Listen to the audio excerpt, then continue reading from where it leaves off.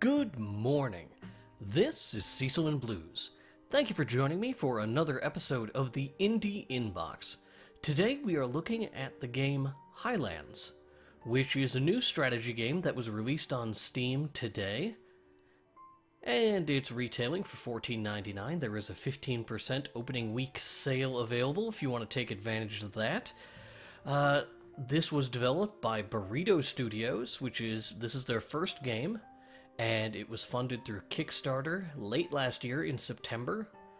It earned right around $20,000, which was their goal, and it has led to the creation of this game. Let's take a look at the options menu. Not much going on here.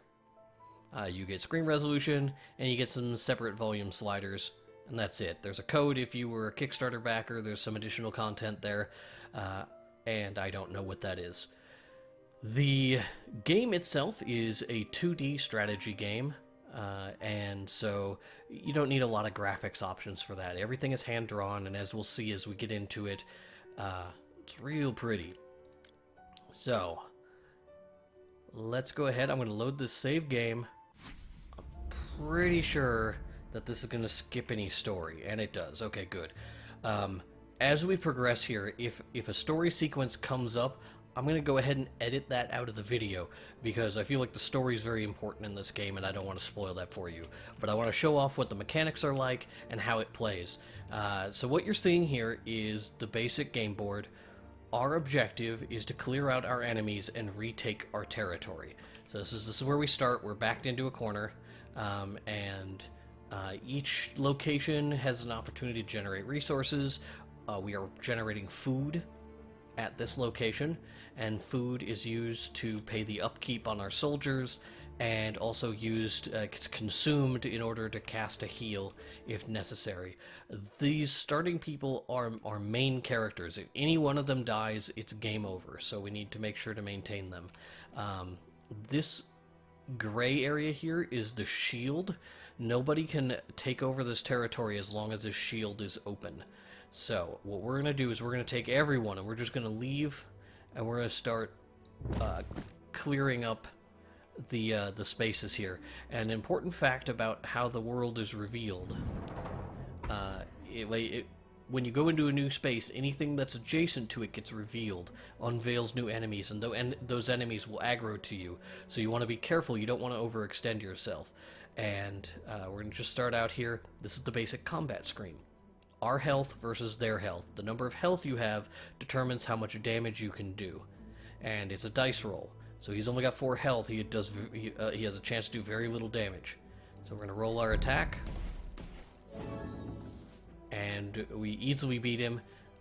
And we can decide who takes damage. So like right there, we had our first character take damage. Let's go ahead and go up here. We'll attack again. And because I left that other map area undefended, they're going to retake it as territory. But we eliminated the soldiers, so that's the important part. We're going to switch who takes our damage here. Again, they can do 1 or 2, so it's not a risk. So you could click on anyone in your party, and they become the person who takes damage. So for example, if we go into the attack here, and we decide this guy wants to take damage, he's at risk of death. If the enemy rolls a 2, then he dies. So we probably don't want to do that. And I've been spreading out the damage, and you'll see why here in a moment. For the time being, I'm just kind of clearing out these forces so I don't have to worry about them. Our city is still pretty well protected, so I'm going to retake this zone. And there's no combat there, so we just retake it. And then we'll go ahead and disable these forces. And this guy's a little bit tougher. Oops, scroll the screen there. So they have a chance to do 4 damage to us, and we're going to do that here to our main character.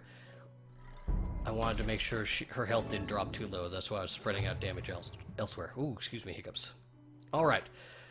Now that we've eliminated the enemy forces that are immediately threatening us, we look at our our resource generating options. There's nothing here, but we're gonna heal up. This is our medic, so she's gonna consume an apple or a piece of food, and that's gonna allow us to do a heal.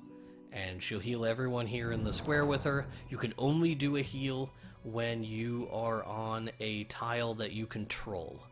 And now that everyone's at full health, she becomes idle, so we switch her back to defensive. And we'll go ahead and retake this place. And now you'll see as we retake this position, the enemies spawn.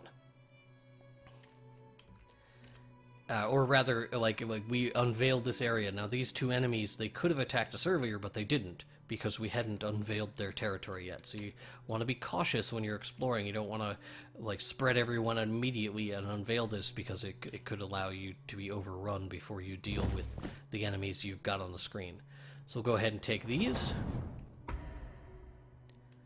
and we'll let our highest HP character go ahead and absorb that damage. Very low roll from them, very helpful. We're still early in the game, so we've got some tutorial stuff going on. Sectors that can provide resources can be overtaken with leadership points. So they're going to force me to use the leadership points, and I'm going to do that with this character. And it shows the resource generation gauge. It's a 10, and he produces 7 points. So we'll let that go for a couple of turns. And if you're standing on a square with one or more of your characters, then it will generate resources. But if you overtake the resource gauge, it will continue to generate resources even if there's no one present. Additionally, I'm having the little boy here, because he does very little attack damage, I'm having him reinforce, I'm having him put up this shield, which will keep everyone safe. It'll also allow me to leave this area undefended while I go down and deal with these enemies, so that I can let these ones kind of pound on my shield for a little bit. I still have 18 attack. These guys are just 4, so I'm not particularly useful, or I'm not particularly worried about getting overtaken. So we're going to go ahead and do a little bit more defending of this location. I could use Cecilia here to do further resource generation. She could finish this in 1 turn, but that will leave us completely undefended. Oh, no, it leaves us exactly defended. I thought they would attack when they saw that we were weak. So we have enough people present here. If I healed, then we'd go down to 0 defense, because when you're doing other actions, you're no longer providing your combat strength. So let's go ahead and do our end of turn. And we put up a shield, quite a bit of a shield. And we took over that in 1 turn. So now we can put everyone else on defend. These guys, there's a 16 shield here. It'll take this guy 4 turns to beat through that. So we're going to go ahead and move down into this area and start clearing it out.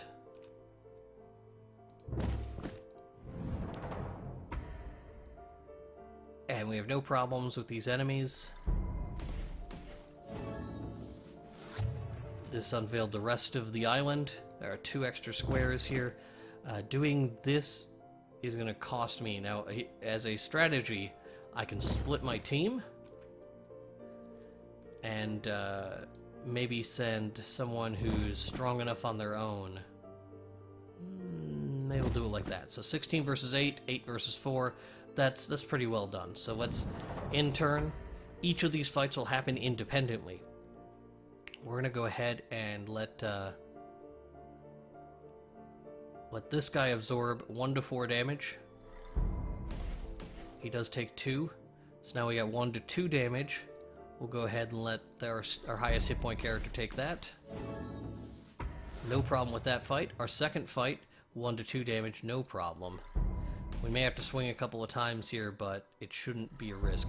Fights always go forward until one side or the other is completely eliminated. So, and then, here's an example of a random event. This is like the sort of thing that you might run into in FTL.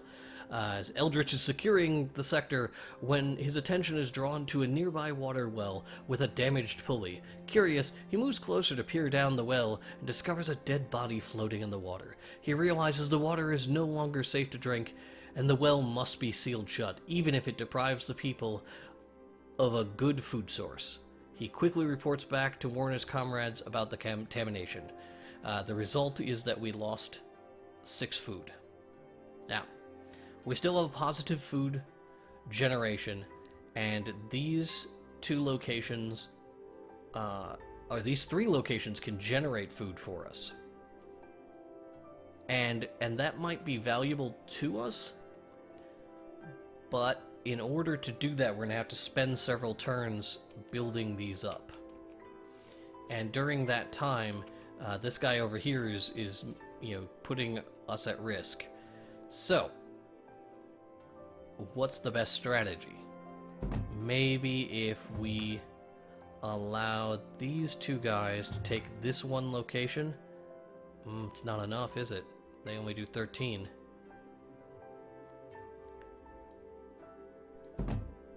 So maybe we take this location. And then if we move up here, they stop attacking.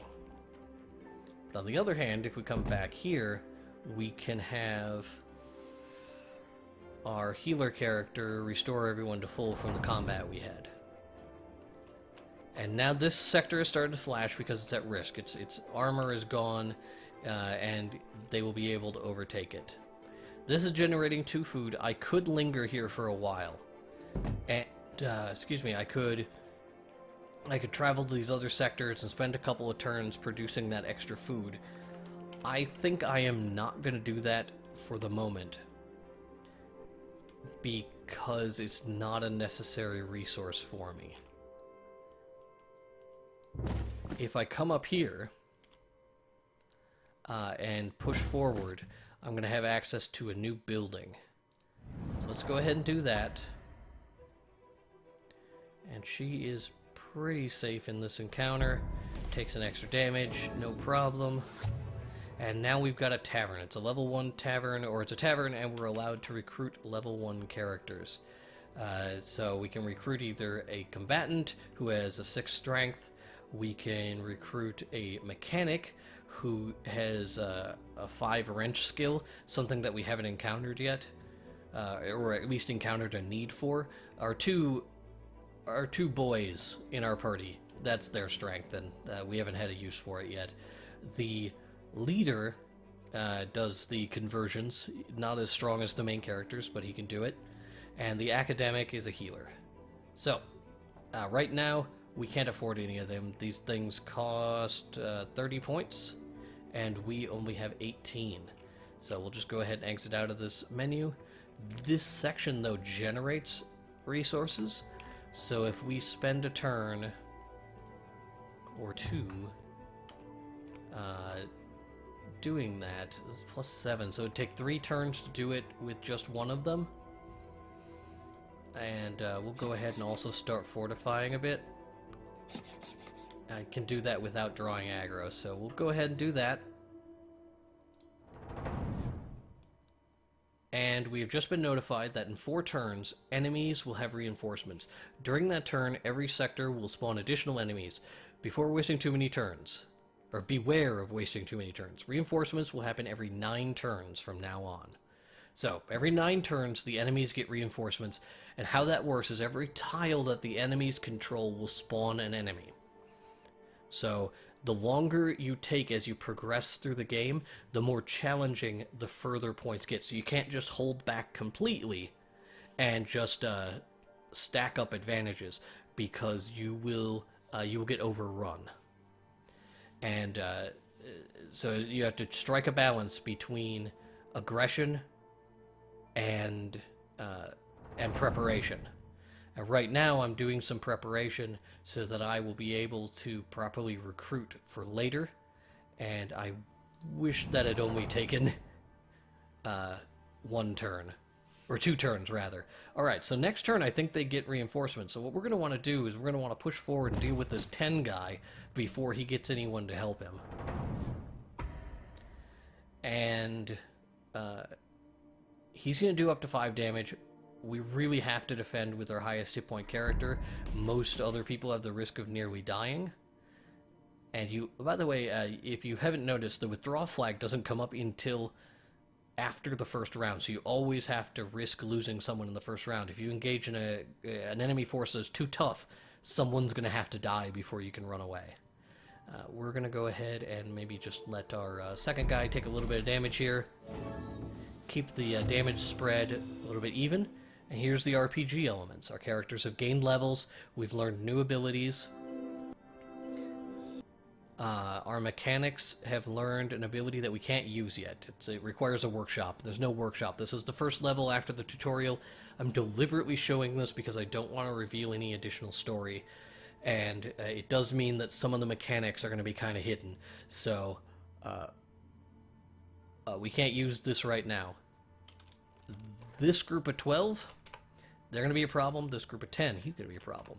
So, which do we want to deal with first? What we want to do is deal with the group of 12 first.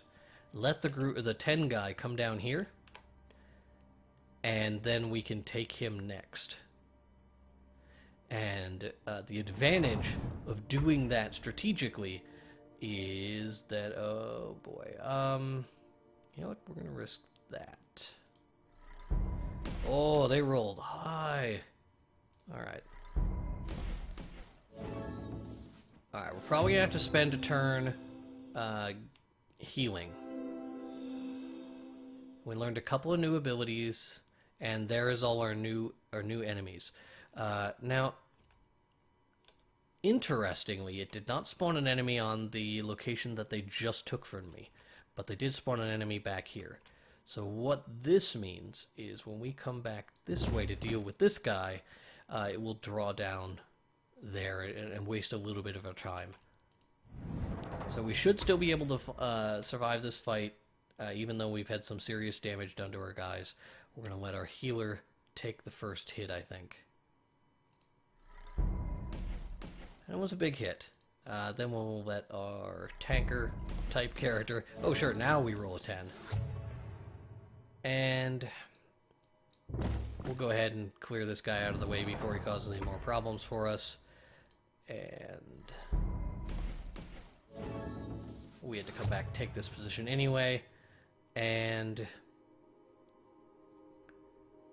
we've generated enough resources that we can create someone. And I'm going to create a leader.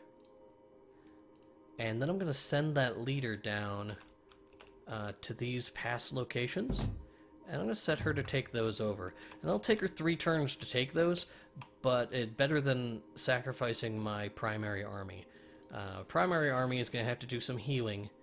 And since we have to do some healing, I'm going to do some reinforcing as well. I think I'll reinforce here. So we'll heal, and we'll build some fortifications with everyone, since there's no enemies in range of us, no risk of being attacked.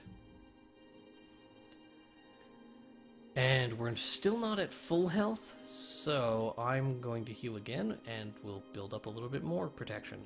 So that's a lot of protection. If the enemies sneak past us here, it's not going to be an issue. This is still converting, and now it's time to progress forward. When you step onto an enemy-controlled specter, the only thing you can do is have attack. You can't use any of your other abilities, at least nothing I've encountered yet. Okay, so I just cut out some story. I was in the middle of a sentence as I transitioned, so I apologize. I forgot that it was there. It's a shame. What you're missing when I don't do the story is these really beautifully drawn character arts. Something very similar, if you want a comparison, to Banner Saga. It's that style, but it's still, you know, it's a pencil drawing. It's very pretty, but I don't want to give away the story, so we'll just progress forward. As you can see, these sectors now have 2 enemies on them, making them tougher. This location generates the mechanical resource, and we don't have a ton of use for mechanical resource yet. Our healer, though, can use Overseer, which adds 22 fortification points and 22 resource generation points to the sector. I don't entirely know what that means. The resource generation points. Like, if she uses that, will it force this to create 22 extra this?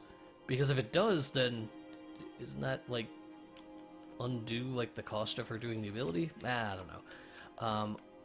For the moment, though, we're going to push forward, and we're going to take over this town square because it generates additional stars, and that means we can recruit somebody.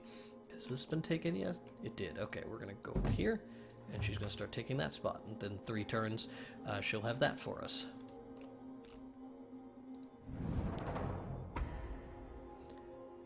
And they can do up to 10 damage, so only one person in my team can absorb this. It's got to be the tank, just in case they rolled max. And then we'll let this guy take the second hit. And another random event happened. After liberating the sector, Eldritch scouts for the best locations to establish fortifications. Eldritch must be the name of one of my guys. I can't believe I didn't notice that. I was like, wow, Eldritch scouts, like demonic? Like Cthulian? Well, anyway. To establish fortifications. During his search, he spots a sickly-looking teenager carrying a large bag. The gaunt girl speaks softly. My father was saving this in case we had to defend our home, but he died yesterday of starvation. Please, take it and use it against the ones who brought this calamity to us. Moved by her story, Eldritch reverently accepts the bag. He gives the famished teenager some food before reporting back with a resolute frown and a heavy heart. We lose 2 food, but we gain a combat knife. Now, I didn't mention this before, but these events are random-ish. Down here, when we discovered the poison well, the first time I played through this map, that is what I encountered. But the second time I played through this map, instead he found a wrench, which I was able to equip as a weapon. So, we have found this weapon. I can go to my character screen down here, and I can choose to equip, and click to equip a weapon. Combat knife. There.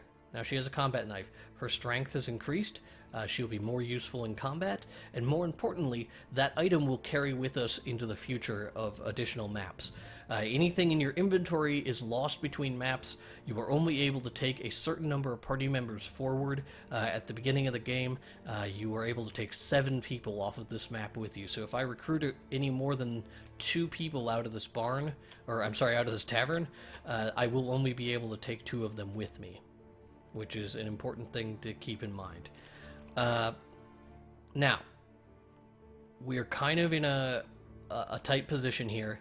I would like to start generating these resources, and so I'm going to do that. I'm going to use Eldritch to do that, and we're going to defend with just our little guy, I think. What's her attack like? You know what? We're going to heal. And that's still high enough that these guys are wary about attacking us, and it should put our health a little bit higher and allow us to then defend, and we'll build a little bit of fortification there. And we're still higher than they want to risk. We've got 30 defense, so we can withstand 2 rounds of attacks, which is actually not enough. She has finished taking over these locations, though, and they're totally fine, so we're going to move up here. We will be able to recruit an additional person next turn. And our question is, what do we want to do as far as attacking? We could assault and start clearing these guys out, but I am wary about what we're going to unveil. So I think we're going to hold back for one more turn. And that was a mistake. Well, I mean, not a full mistake, but now we have additional enemies to worry about. We do have enough points that we are able to recruit, and we're going to recruit a combatant. And by the way, you can click on this to cycle through different people. So we'll recruit this one. And, I mean, you get a small taste of what the portraits look like. Obviously, the portraits for the main characters. Oh, I guess, you know, we can look at them here. And I don't... I guess we'd have to individually go in and look at them. So really nice hand-drawn art, and apparently there is no music on this screen. And there we go. Yeah, it's a real nice. Oh, okay, I see the music just looped, and so it was in a lull. All right. We got 52 defense on this location. It will survive a round of attacks. I wish it would survive 2, but not much we can do about it.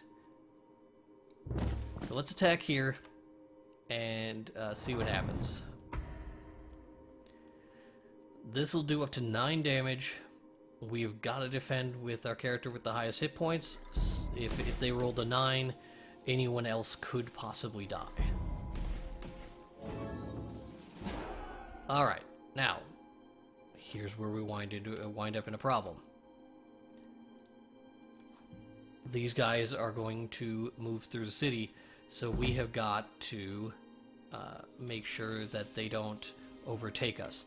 And this, I think, is the last section. This was our goal. We have to retake this section of the city. Actually, the stuff back here doesn't particularly matter, but we need to retake these 7 sectors. So 1, 2, 3, 4, 5, 6... Wait, 1, 2, 3, 4, 5, 6. Maybe this is 3 here. So 3, and then 1 in the middle. And there's going to be enemies on each of these spots. So we just kind of have to draw them out and start dealing with them one by one. So we're going to stay back here. They won't attack us because our forces are too high. We will spend a turn healing and repairing. And I think we can do that with both of these guys. I don't think we can do it... Yeah, we can't use this guy. They'll break our attack too low. So they retook that, and we can just continue to kind of dwindle their forces, and they'll keep doing that. So we move back into here. We take this. It'll force them to pound on that. It'll eliminate our defenses. And again, only our top hit point character can survive a possible maximum roll, so we'll let her absorb that damage. Ooh, he took a big hit. Alright, and once again, we fall back, and we're going to heal up. And we will build fortifications again. We gotta be careful with this, because the more we do this, the higher risk that we wind up facing enemy forces that are too strong. It looks like on this particular map, when every 9 turns, there's gonna be a 4 strength enemy added. So, like, this will become a 22, and we're still able to pretty effectively defend against that, but it's starting to be risky. So now this has got only 6 defense. What?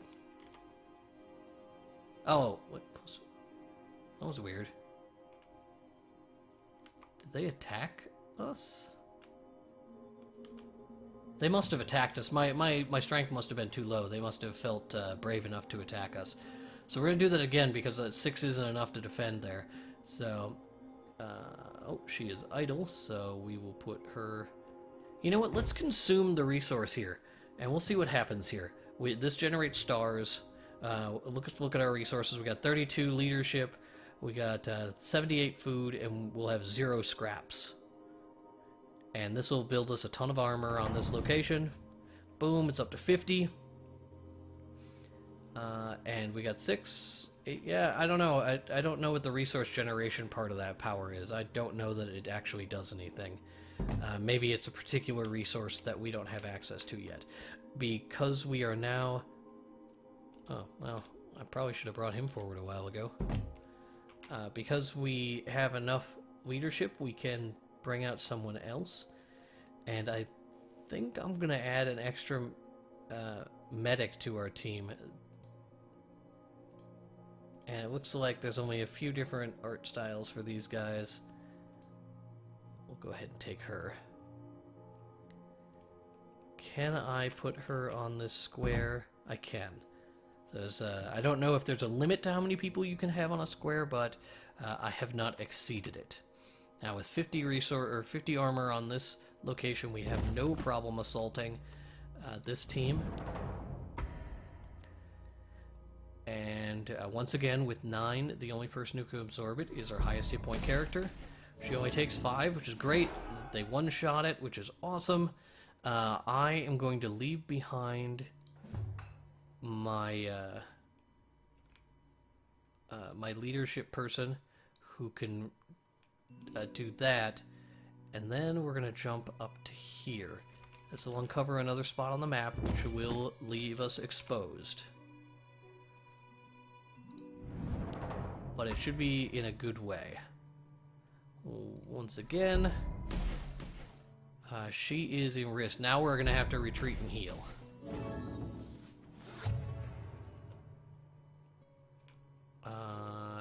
Alright. So, they're not going to attack anyone because our health is too high. We need a second healer, right? There's a second healer. It's high enough that they still aren't going to risk jumping on us. And the things that they border are not risky. Or not worth taking. So we're just going to jump ahead. Go straight to the most powerful force here, instead of clearing out these 0 squares, because it'll unveil this last sector anyway, and then we'll have to deal with 2 sets of enemies. And 10 damage, again, only our primary character can take that risk. Now that the risk has depleted, we can switch to someone else to keep everyone's hit points a little bit more even. And now we get new enemies spawned in each sectors. Oh, and we received another combat knife. It was a different event. As she is wandering around the sector, Irina Nagy finds an abandoned building, reduced to a mere husk of its former self from the ravages of war. Curious, she explores the structure, quickly discovering that she is not the first scavenger to rummage the ruins before him. Her effort eventually pays off as he discovers a hidden chest small enough to take with her. She reports back with her loot, manages to break off the lock, and finds a combat knife inside. As you may have noticed, there appears to be some pronoun issues in there. They must have handwritten this and put in variables to accept pronouns as like depending on what character it is, but didn't catch all of them. It's a little niddling thing that they may want to take a look at. That's something they should have probably caught in QA. But it's a very tiny team, so QA was probably not a high priority. Now, we need to retreat out of here. So, we took this, but we're going to lose it. And so the efforts of us taking it was kind of pointless. This 36 is our biggest threat. What we're going to want to do is kind of push through, get rid of these 4s. The 36 is going to move around and try and take what we've already taken. And as long as we get to them before they get over to our defended structure, I'm okay with that. So we'll start here. No problem, very little damage. We have pushed to the point where we can recruit another combatant, and we're going to do that. And can they join us here? They can. So we've got 9 people in one location, and we're going to go ahead and take this location. And we are at absolutely no risk. And they're going to take this location because they can, And I'm okay with that. I don't mind. I'm mostly worried about okay, let's try that again. I'm worried about getting rid of the enemies. And because all these sectors are still controlled by them, if we hit another turn 9, they will spawn extra enemies in them, and that will be kind of a pain in the butt to clear out. But for the time being, I'm more concerned about my survival. So we're going to go ahead and do a double heal here. I have plenty of apples, and we're positive as far as generation, like our recruitment versus our resources. And now our healing is capped off. We can deal with this final squad. And this is 18. So, in this particular circumstance, we're in a bit of a bind. Because if I let this character absorb the damage and they maximum roll, they roll an 18, she'll be dead. I can't risk that because it's an instant failure state. So instead, I have to pick one of these combatants and sacrifice them. Or I can sacrifice someone here. And I think I'm going to sacrifice this extra healer. I don't plan on taking them with me to the next map. So, extra healer, it's been a pleasure. They rolled a 5. I would have been fine. Now it's down to doing 11. She can survive that. We'll go ahead and roll. And now it's down to doing 2. We'll spread out the damage a little bit. There we go. So, I lost that. Beatrix Stubby has died. That is a permanent death. They are gone. I can't heal them up or anything like that. Now, all these sectors remain, and all we have to do is take them. Before I do that, because I'm sure this is going to jump into some story, this is the primary function of the game. I could show you another map, and some of the additional mechanics that get added, but I wanted to stay here. I wanted to keep it simple. I wanted to show you how the general flow of the game works on a smaller map with less enemies. In the next map, they introduce new types of enemies that are more aggressive.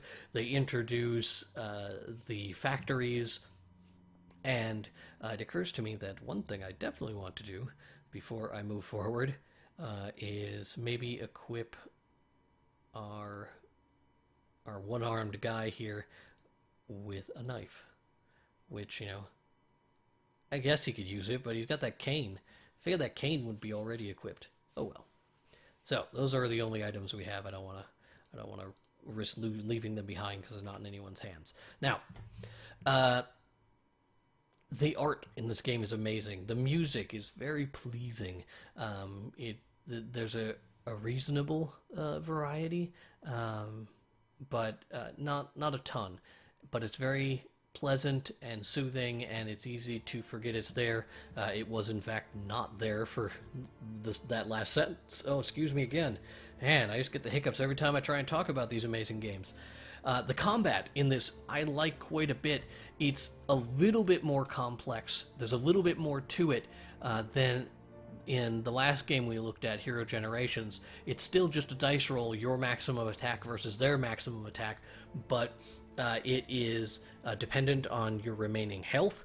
It is you can decide who is going to absorb the damage on your team, and that can be very strategic. As you saw, I sacrificed a person who only had 2 hit points. They were only providing a very small amount of my attack power, so my second round of attack wasn't diminished by very much. It did cost me a resource that I had to spend 30 leadership points on, but it wasn't something that I wasn't willing to sacrifice. There's all these different resource pools that you generate, and you know, we've left behind this network of support. I didn't need the mechanical resources, so I didn't bother them. Another thing I could do, like I could add a combatant here, and since I have the resources, I may as well do it. And I can move this combatant up here onto this location, and I could just park them there as a defense and a deterrent, so that if, like, one of those small enemies, the 4s, for example, that spawn every 9 turns, if they start maneuvering around the field by themselves, I don't have to worry that they're going to push into my territory.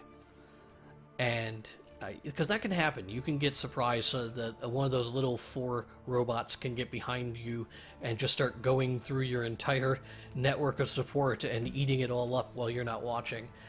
So you have to be a little bit vigilant with that. That's why I built defenses at the choke points, so that if they hit those points, it would take them several turns to get through it, and hopefully I'd notice. The art is beautiful, the gameplay is really slick, and the RPG elements tell a good story. And I definitely think that this is worth your time and your attention.